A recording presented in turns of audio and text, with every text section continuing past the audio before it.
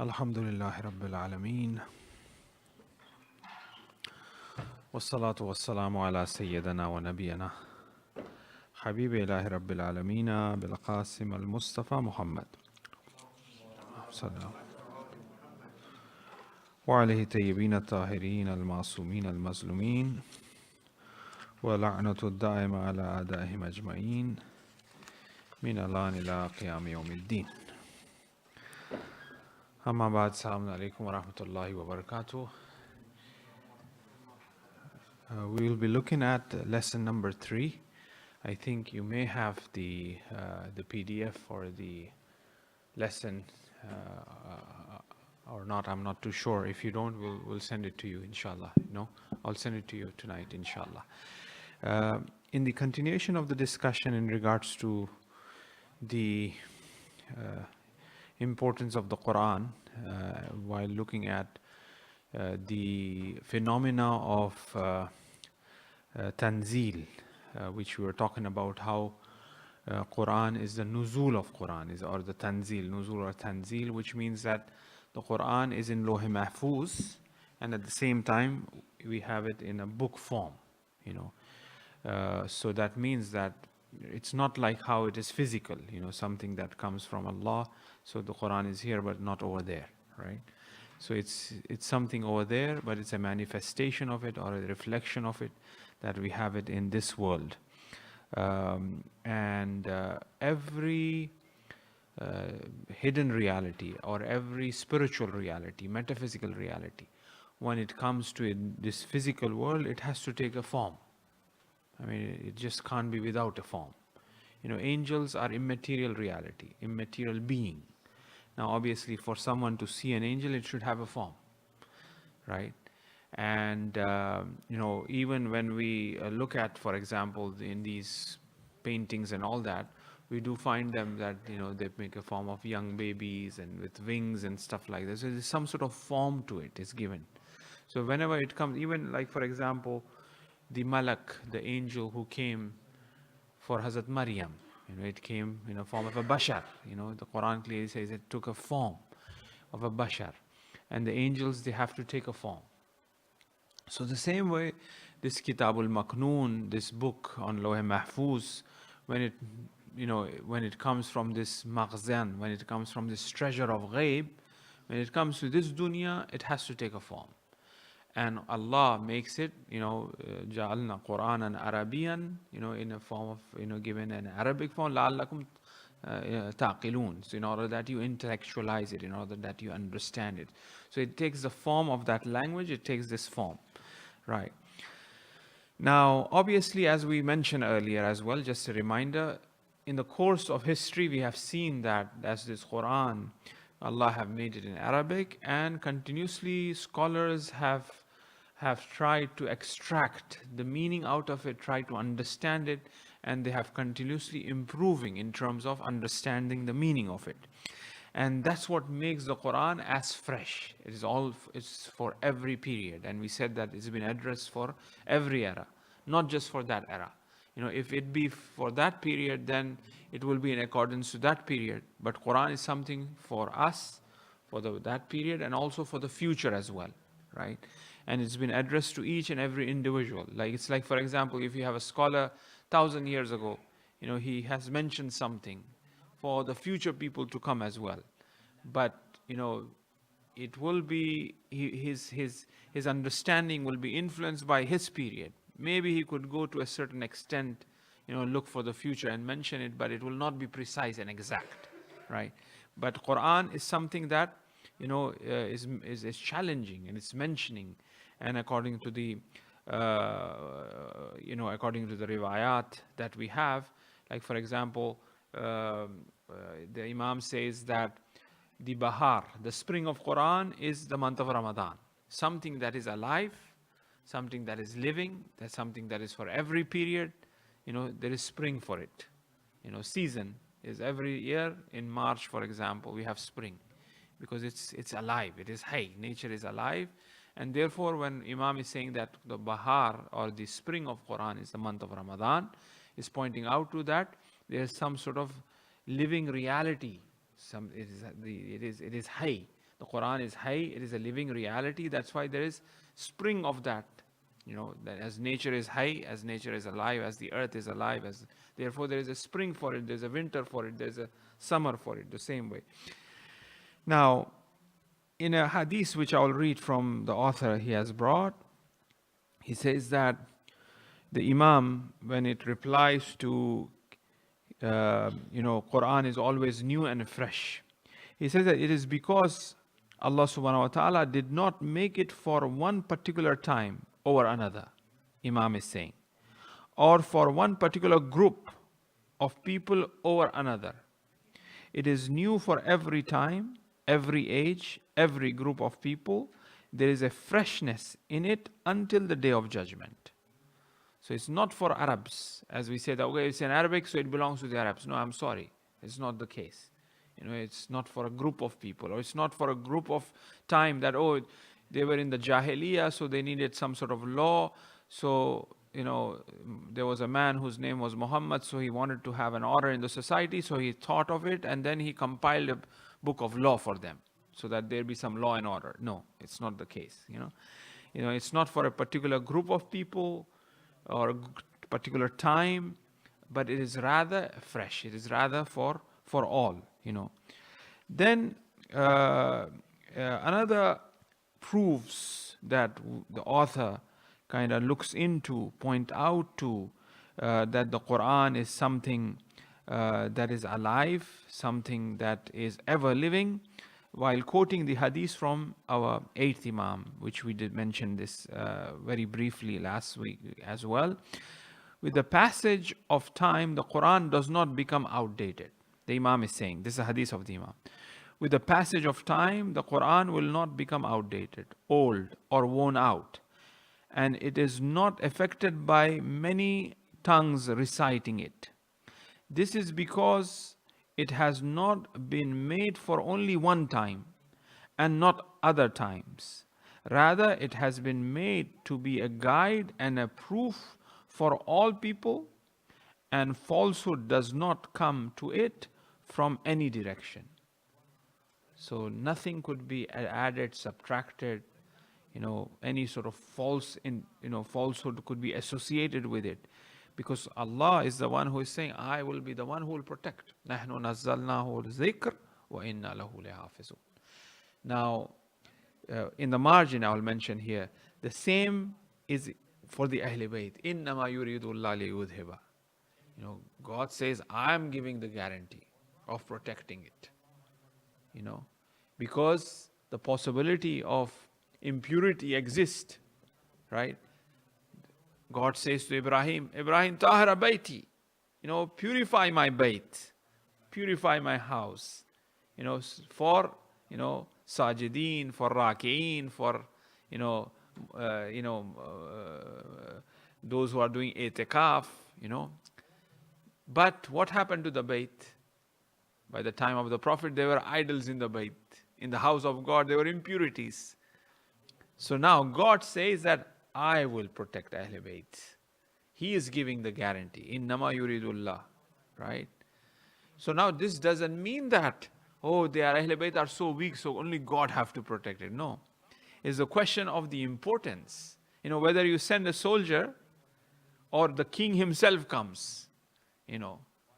For the battle, for example, the king, he himself will come. Right?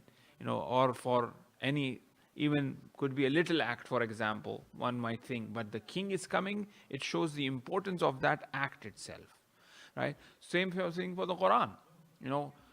The books were sent before, but they were, falsehood was added, things were subtracted, taken. But here God says, نَحْنُ نَزَّلْنَاهُ الذِّكْرَ. We are revealing this zikr, this Quran, and we will protect it. God is guaranteeing that protection, right?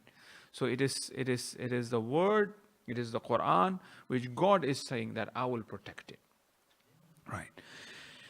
Now, another beautiful point which the author have pointed out to is in regards to لو رفعت ليلة القدر لرفع القرآن. لو رفعت, if Laylatul Qadr was taken away, removed, Laylatul Qadr, la rufi'a al-Quran. The Quran will be taken away as well. So that means every Laylatul Qadr is a new Quran. It is a fresh Quran. If there is no Laylatul Qadr, for example, Nauzubillah, just hypothetically speaking, this year there is no Laylatul Qadr. If there is no Laylatul Qadr, there is no Quran. That means every Laylatul Qadr, Quran is freshly revealed. New Quran is revealed. New, not in the sense that new verses or something like that. No. A completely new sort of reality of it in accordance to the time. In accordance to the time that we are living it, in accordance to our understanding of it. Now, one more thing I will mention here as we are talking about a little bit of Ahl Bayt as well. In Quran and Ahl Bayt, they are, hand in hand. Laylatul Qadr, as we also had the Wilada of Siddiqa Kubra, is symbolized as Fatimatul Zahra. Laylatul Qadr, as the Prophet says that whoever recognizes Laylatul Qadr, they will recognize Fatima. They will understand Fatima. Who have the capacity to it. وَمَا أَدْرَاكَ مَا لَيْلَةُ الْقَدْرِ. If you know Laylatul Qadr, then you will know who Fatima is. Because Fatima is Laylatul Qadr. Right? Now, as we say that, لَوْ أَنزَلْنَا هَذَا الْقُرْآنَ عَلَى جَبَلٍ. Right. Now, on which night the Quran is revealed? It is the night of Qadr. So the night have the capacity to become the medium and vehicle to bring the Quran. That is Siddiqa Kubra. That is Fatimatul Zahra. So this means that she becomes that markas. She becomes that pivotal point, that centerpiece of the whole creation, of the whole purpose of creation. Maqsad of creation is the nuzul of Quran, is the marifat of Tawheed. Now she is becoming that force. She is becoming that medium. Because it is revealed on the night of Qadr. No night have the capacity for the Quran to be revealed. It is that night. That's why if we put this sort of understanding with the hadith of the Prophet, we say that لَوْلَاكَ لِمَا خَلَقْتُ الْأَفْلَاقَ. If it wasn't for the Prophet, the creation wouldn't have been created. So there's no maqsad, there's no purpose of the creation if the Prophet is not there. If the Prophet is there, there's maqsad, there's purpose of creation. Lawla Ali lima khalaqtuk. If it was not Ali, God wouldn't have created the Prophet. Because, Ya ayyuhar Rasul balligh ma unzila ilayk. Right? So therefore, if Ali was not there, there's no purpose of risalat. Because wilayat is important. Lawla Fatima lima khalaqtukuma. If Fatima was not there, you both were not created. Because it is of Fatima that the Quran have remained. It is because of Fatima that the deen have remained. That's why she becomes the mother of Imamat and the mother of Risalat as Abiha. And she is the Hujjat for all Imams. And that is night of Qadr. Right? And it becomes what? Salamun hiya hatta matla'il fajr. So till the Tulu Fajr, it is salam. So the deen, the Quran is salam. Salam means away from limitation. Salim, pure. Salam is peace as well. But the real meaning of salam means away from limitation. It has no limitation. It is perfect. That's what salam means. So salamun hiya matata. What is night of Qadr? It is salam. Till Tulu Fajr, where Imam Zamana comes. The Tulu Fajr is the beginning of Imam Zaman.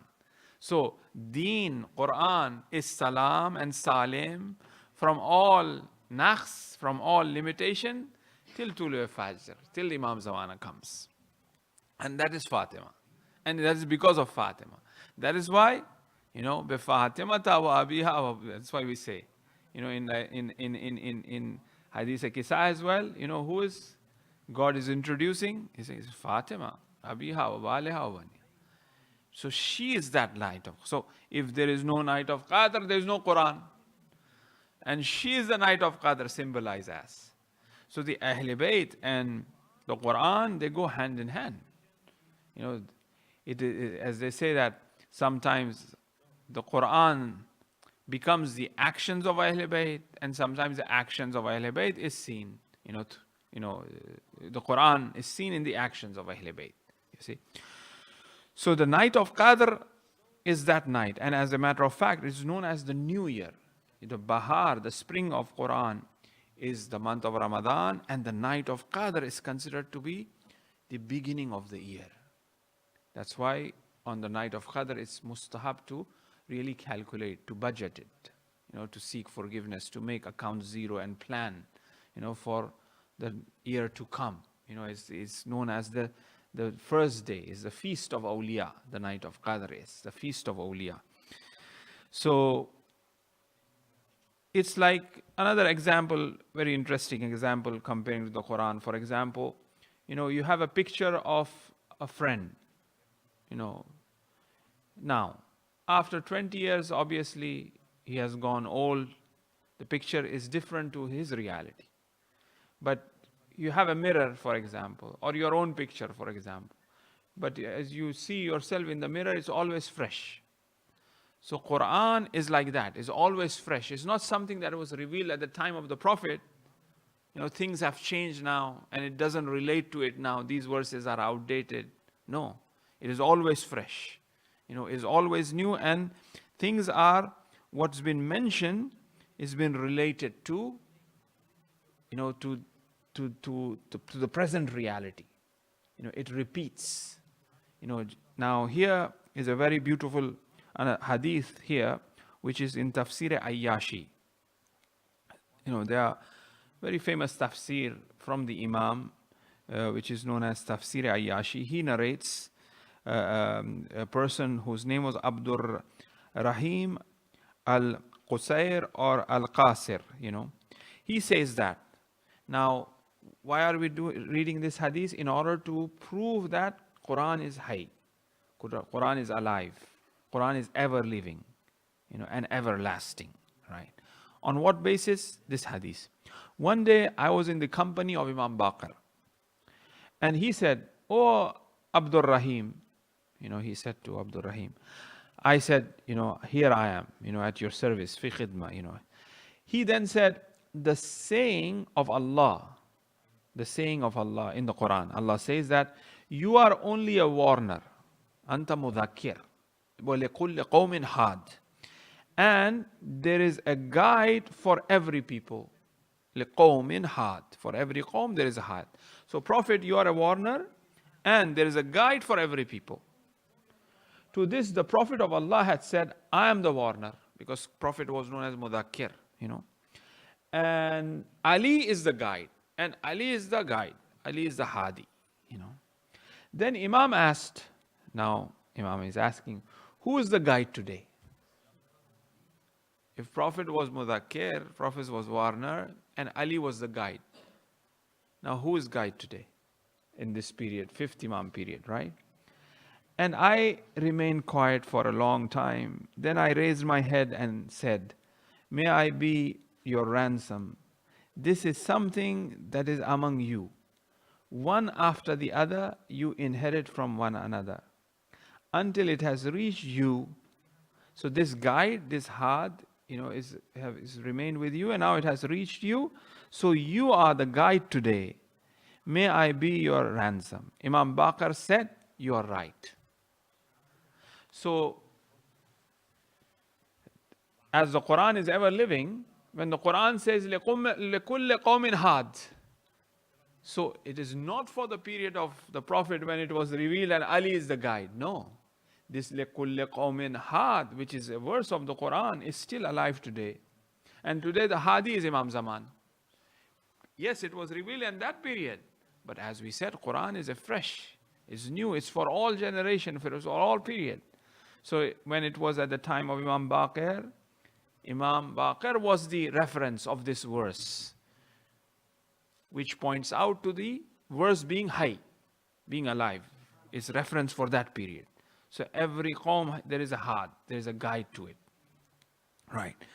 Imam goes on to explain, surely the Quran is living and never dies, and this verse is alive and never dies. Had the verse been revealed only about the people who died, then it would have meant that the Quran would also have died. But the Quran is continuous. in the current generation just as it was relevant to the previous generations. This is the whole hadith of the Imam. Once again pointing out to the highness, to the Quran being high. Abdul Rahim then says that Imam Baqir said, surely the Quran is alive and has not died, and in the same way that day and night continue, the Quran is also continuing. And in the same way, the sun and moon are moving, and the Quran continues to apply to those of us who have come later, just as it was applicable to those of us who came earlier. So as the sun is moving, as the sun is existing, as it's still high, the same way the Quran is also applied to that. And that's what we are doing. When we are looking for the sighting of the moon, we are applying the Quran to this. We are relating those laws to this because it's still high. It is alive as these moons and these constellations are moving. قَالَ لِلْقُرْآنِ تَعْوِيلٌ. The Imam says in another hadith in Biharul Anwar, there is ta'wil to the Quran has a ta'wil that is continuous. Meaning that meaning, which is the Quran, we apply it for today. What is mentioned in the Quran, we apply it for today. Now, this do not take this as an activity of us because we are alive, we are applying it. No, that verse itself is alive. And that verse itself is pointing into that direction and is inspiring us to interpret it, to do ta'wil, to really do ta'wil in that sense of the word, right? Because ta'wil comes from the root form of meaning return, right? So we are returning this verse to that meaning, which is the present meaning. Two other aspects of Quran being high, for example, the Quran can be applied in new cases, and it is alive in this sense that is what clearly is understandable from this hadith. And it has been said by other people about the hadith, about the ta'wil. People tend to say that, okay, this verse is applied today. Many words, that's why when you look at the Quran, the tafsir of the Quran, you would find enormous amount of improvement in understanding these concepts, right? God is the same. What he was at the time of the Prophet, God is the same today as well. But the amount of preciseness and understanding that comes about in regards to Tawheed today is very different. Where even certain, very complex concepts are resolved, are understood, and more is added to it. To really understand these verses of the Quran to its maximum capacity that is possible for us today. Perhaps 20 years from now, 30 years from now, it will be a different case, right? The second proof, one is the ta'wil, where the aspects of the Quran being alive. The second issue where the Quran is being alive is in the case which is, for example, which the Imam said, that this verse of Hadi is for that period, not just the ta'wil. Ta'wil, one could say that, okay, it's an intellectual activity, perhaps it's happening. But that verse which says that لِكُلِّ قَوْمٍ هَادٍ, this is very practical of that Quran having a live reference. It's pointing out to that there is Hadi. The third point is in regards to the Quran, that it is speaking. Quran speaks. Quran addresses us. Right? Each and every individual, it speaks to us. That's why we say that when you are praying, you are speaking to God. When you are reciting Quran, God is speaking to you. Right? And Amirul Mu'mineen has a very beautiful hadith which I'll mention. Now, when we say speaking, which is a sifat, which is a quality, speaking is a quality, as in saying the law of the mantiq, that if somebody have the ability to speak, we say, he's speaking or he's silent. If something does not have the ability to speak, we'll not say, this is silent, like a rock. We'll say the rock is silent. Or the dead body. We'll not say the dead body is silent. It's dead. It does not have that ability. We'll not say that the rock is blind. If somebody have eyes and do not have the ability to see, then we say that, for example, the person is blind because he do not have the ability to see. Not that the rock, for example. So Quran, as it has the ability to speak, then the hadith will talk about that the Quran will not speak or the Quran will speak. Like for example, this hadith of Amirul Mu'mineen, which says that where Hazrat Ali says, this is a very detailed hadith. That he says, ذَلِكَ الْقُرْآنِ. First of all, ذَلِكَ, which means pointing out to, that, ذَلِكَ, not hada, ذَلِكَ, that book, that Quran, ذَلِكَ الْقُرْآنِ, he says, that is the Quran, so ask it to speak to you. This is the Quran, ask it to speak to you. A person who is intellectual, he will not say, ask the wall to speak to you. He'll say, what are you talking about? Or the doctor will not say, okay, speak to the dead body. Well, dead body is, ask him. No. So, when Amirul Mu'mineen is saying that, ask the Quran to speak to you. It's like more of a challenge, ask the Quran to speak to you, right? But the Quran will never speak to you, right? This means that there have to be some sort of reception for me to really hear what Quran is telling me. It's not the issue with the Quran. It's the issue with my ear or my understanding that I cannot really understand. Because somebody who is so intellectual, Amirul Mu'mineen, is coming and ask the Quran to speak to you. It's it's not like a child, it's not like, it's an intellectual person. Even leave aside, because we believe him to be the Imam, the Masoom and all that, even secular person, even who's a non-believer, who says, his knowledge is fascinating, this person, he was brain. He is asking ask the Quran to speak to you. He's a Najul Balagha, right? So now he says that, Quran will never speak to you. And then I inform you on behalf of the Quran. This means that on behalf I'm representing. I know what Quran is speaking. I speak to the Quran, right? And I'm informing on his behalf. I'm the mouthpiece, of what Quran is saying, right? I inform you on the behalf of the Quran. In the Quran, there is knowledge of what happened in the past and what is coming up to the day of judgment. So whatsoever is coming up or what's coming up in the day of judgment, there is knowledge in it. Judgment about things that happen between you, if there are debates, conflicts, the solution how to settle these debates, difficulties is in the Quran. An explanation of what you disagree. If you ask me about this, I will teach you. Tell me to show you how the Quran gives solution for your day-to-day problems. So this is at the time of Amirul Mu'mineen. And obviously other Imams as well. They will challenge in the same fashion. Because Awwaluna Muhammad, Awsatuna Muhammad, Kulluna Muhammad. They all have the same station of Imamat. And the Imam have the right to, speak in this fashion. Right? So this one points out that Quran speaks. But we are not listening. The head of Imam Hussain reciting the Quran. But there were some people who could hear, some people who could not hear. Not that every person was hearing it, otherwise there will be a revolution, it will be, But there were few receptive individuals, they were there. There was this sincere, priest, Christian, who could hear, yes.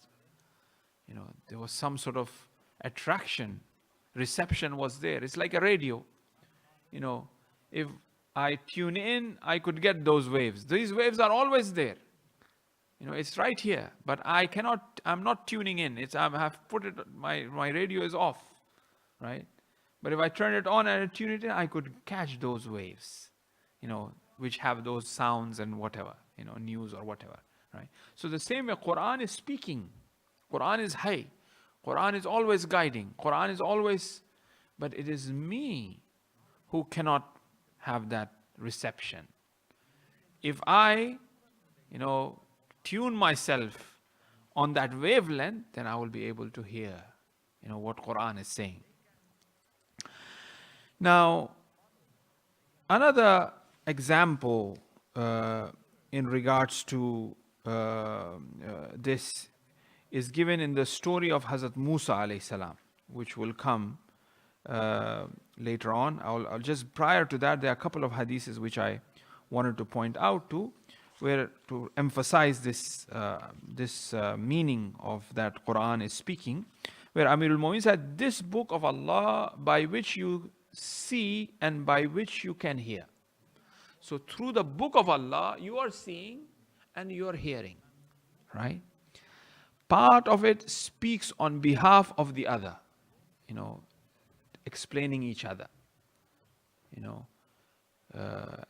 This Quran is explaining each other. For example, Ya ayyuhalladhina amanu ittaqullaha wa kunu ma'as sadiqin. O people who have brought iman, have taqwa and also be with the sadiqin. Now, who is sadiqin? Then we look at the verse, أولئك الذين أنعم الله عليهم, من الصديقين والنبيين والصادقين are those people God have favored them. أنعمت عليهم, غير المغضوب, those ni'mah is upon them, right? So the Quran is speaking, is explaining, part of it to the other. And at the same time, we have this concept in the Quran, it's a summun bukmun umyun fahum la yarjun. These people are deaf, blind, they have eyes, as they are seeing it, but they are not really having that basirat. They are not seeing the reality. They are blinded from this reality. They have ears, but they are hearing it, what the Quran is saying, what hidayat is there, but their ear is blocked. Imam Hussein on the day of Ashura, he goes, he gives khutbah. He says, I am calling you for I am doing irshad. I am calling you for guidance, but my word is falling on deaf ears. And he says, you know why? Because your butun, your bellies are filled with haram. Right? So one of the things that will not allow us to come closer, to benefit from this light, from hearing the Quran, taking the guidance, is, muharramat, those things which are haram. So if we are far from these haram, then, things will flow. So we got to be, first of all, I put myself here. We have to see that how close are we to the Quran? How much am I really enjoying the Quran? How much I really want to read the Quran? Yes, I force myself to pray because it's wajib, I have to pray, fasting, these are the things that I do. But it requires much more fine tuning, to really listen. Speaking, child, when he learns, he just wants to speak. He doesn't want to listen.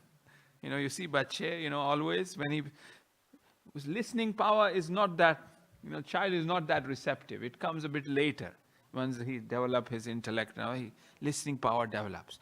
So now we are at the stage of just, we want to speak. We ask, we want dua, this dua, that dua, namaz, salat, wajibat. But listening, to what God is saying, and that is the Quran. That requires the recitation of the Quran. You see? So we really have to see that how far I am in terms of my recitals. Am I reciting every day? Mustahabbat, some of the surahs which are mustahab to recite. Am I trying do anything about it? Am I passionate about it? I really want to. That is good. That is the beginning of it. This workshop itself, it's an initiation. It is pointing out to that there's some desire towards the Quran. Really, we need to do something about it. Now, as Quran have brought us this near, so inshallah, we pray that Quran come into our day-to-day activity and routine, inshallah, and we recite every day. So, another hadith from Imam Sadiq alayhi salam, there is no issue in which two people disagree, except there is a principle for it in the Quran. There's something in the Quran that it's a clear book. If they disagree, there's a principle in the Quran. Now, sometimes, it seems to be superstition type of, approach to the Quran, but there is some reality to it. You know, it depending on the understanding and the spiritual strength of the person. You know, something happens, they say, okay, bring the Quran. I'll open the Quran. The Quran will tell me. Somebody's house, there was a stealing, robbers came. Okay, they say, okay, we have Quran, we'll open and we'll read, and it will indicate, you know, who is the one. The eyes will point out to that. I mean, these sort of imaginal or wahmi, suspicious sort of approach, there's some reality to it. Because it is related to each and every individual. The Quran is speaking to each and every person. You know, I have a problem, you know, I should recite the Quran. And this problem of mine will be resolved in accordance to, you know, my capacity. Right? You know, like for example, Surah Ankabut, you know, when you are facing problems, difficulties, trials and tributes, you know, tribulation, imtihan, this is Surah Ankabut. Okay, I'm also going through a trial which is different to your trial. But my remedy, which is from Surah Ankabut, is in regards to health, for example. Your remedy, which is from Surah Ankabut, is in regards to finance. Because it's high. Because it's shifa. You know, Quran have that cure. So it's the same surah, but the effect of it is different. And it is in addressed to me particularly now. Surah Ankabut addressed to me, and Surah Ankabut addressed to you. But at the same time is addressed to the Prophet, you know, 1,400 years ago as well. And to all of the ummah that came about.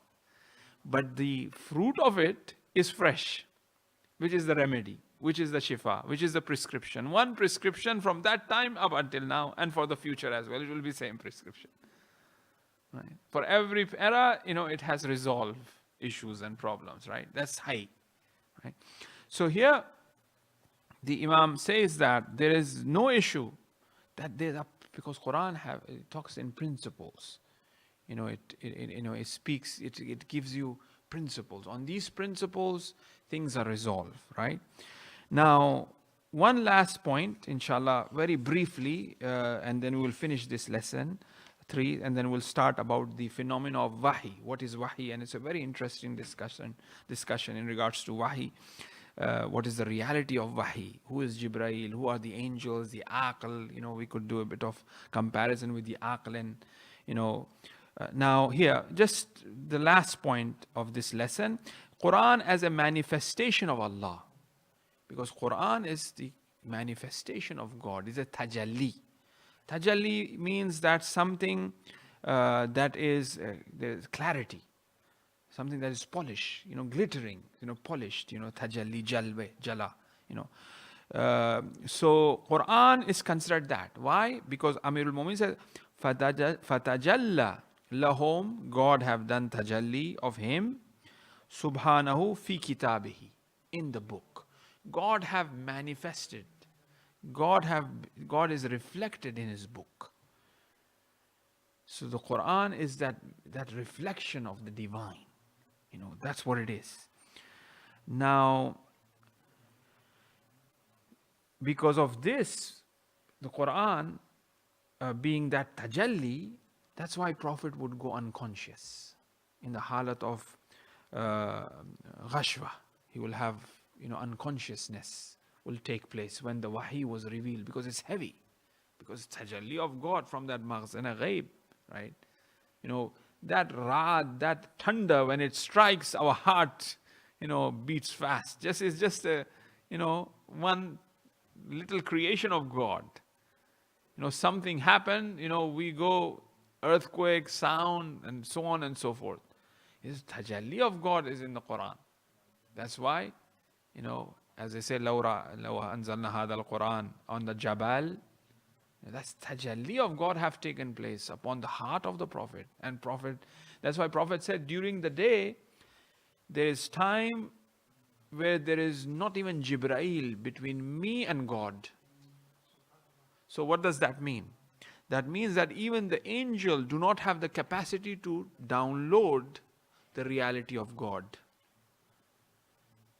Even the angel and the archangel, which is Jibrail, but insan, but prophet as a prototype, have the capacity to really download that. But the angel does not. That is why in another hadith we have the fifth Imam and the sixth Imam were doing tawaf. A young man comes to the sixth Imam, to the fifth Imam, and asks something. Imam said, okay, after I finish tawaf, you meet me behind Maqam Ibrahim. They both of them go, they go and sat. This young man comes again. He asks few things, Imam answered, and he leaves. The fifth Imam asked Imam Sadiq, who was the son, he said, do you know who this was? He says, no. He says, this was Jibrail who came to ask me. He had some question. So the Imam have the information, which is higher. That's why Jibrail said, I cannot go any further. If I go further, I'll burn my wings. I do not have that capacity and knowledge. وَعَلَّمَ آدَمَ أَسْمَاءَ. Angels, you don't know what I have taught him. Yes, angels are pure being and aql. Angels are aql, intellectual beings, pure aql. But there is something beyond that, which God have taught insan, which the Prophet knows. So there is not even Jibrail. Now, on this same example as Tajalli, they say we want to see God, Qawm of Musa. So after that whole, I'm just cutting the long story, it's a very beautiful story. After bringing them out from Pharaoh's hand, they cross the sea and their feet are not even, dry yet. They see this people doing, puja to an idol in the mandir. Yeah, they say we want a God like this. Yeah, it's beautiful. It's very, sentimental. So Musa said, this Qawm, I have done so much for you, now you're asking. They forced him. They said, okay, fine. So they took him, and you know what happened. That was Dakkan. That was just a flash, right, on the mountain that was burnt. Now, the mountain got burnt when it flashed on the tajal, like a flash of God on that mountain. But for the Quran, it uses the word khushu. There's a difference in khushu and dakka, right? There's a difference. Khushu is more powerful. That's what the author wants to point out to, and we'll end up here. So that means that Quran is much, much more powerful. That if it is revealed on the mountain, it will become khushu, khashe. It will not just it will not burn, but it will be shattered. Because when it is burned, there's still sort of, the form of the mountain is there perhaps. But khashe is like dust, right? So Quran is that, which was revealed upon the heart of the Prophet, inshallah. Wa sallallahu ala Sayyidina Muhammad wa alayhi tahirin. I made the 2.0 speed. I'm sorry. The YouTube have this different speed. We do, 1.5, 2.0. So very quickly, inshallah.